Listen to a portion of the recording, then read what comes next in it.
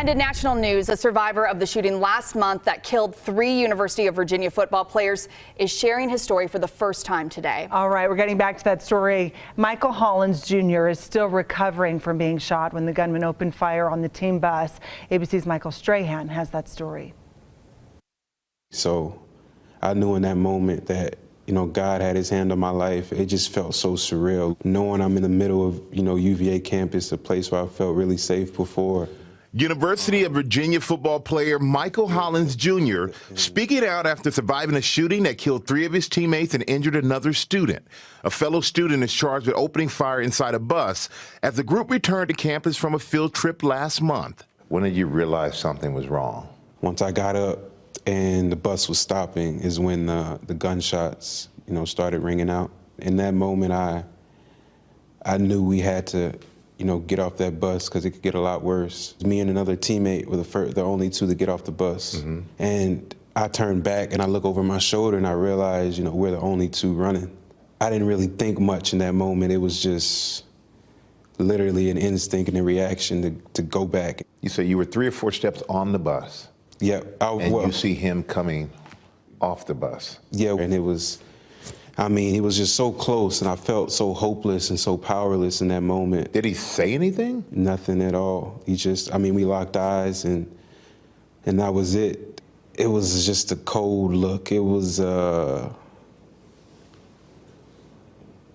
don't know, it was just like a numb look. And, in that moment, I just dropped everything and took off running. I felt him hit me in my back, but I knew I wasn't going down without a fight, and I found a pre-med student, and that was God again. She was there to help me. She kept me calm, kept my breathing under control, was checking my pulse, and until the ambulance came.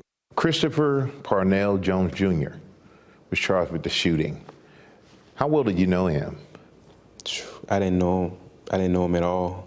At all? I had saw him that morning before we got on the bus. And what was his demeanor when you saw him that morning? He was looking normal to me. And Deshaun Perry, Devin Chandler, mm-hmm. Lavelle Davis Jr., they were your teammates. They were. And they were all killed in the shooting. When did you find out that they didn't make it off the bus? I found out 2 days later.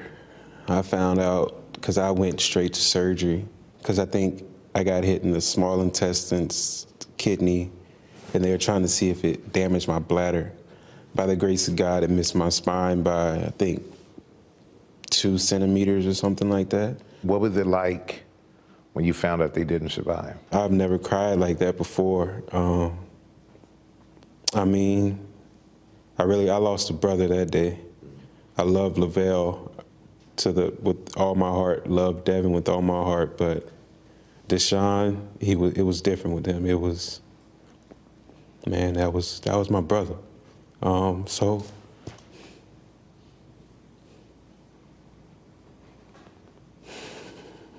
it was tragic hearing that he was gone.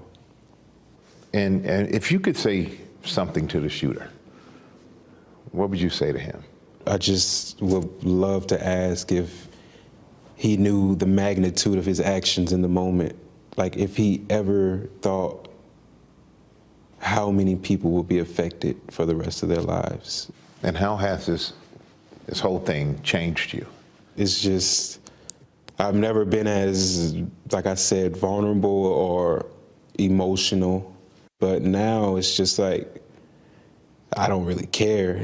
I can't control it. I'm not afraid to, tell my friends or my teammates, I love you, looking forward to seeing you again and really meaning it now. I got to say, even sitting here now and listening to your story, and the way you're composed about it is just mind-blowing to me. I'm doing it for, my brothers I lost. It's like the same responsibility you felt that made you turn around is the same responsibility that you feel to tell your story. Right.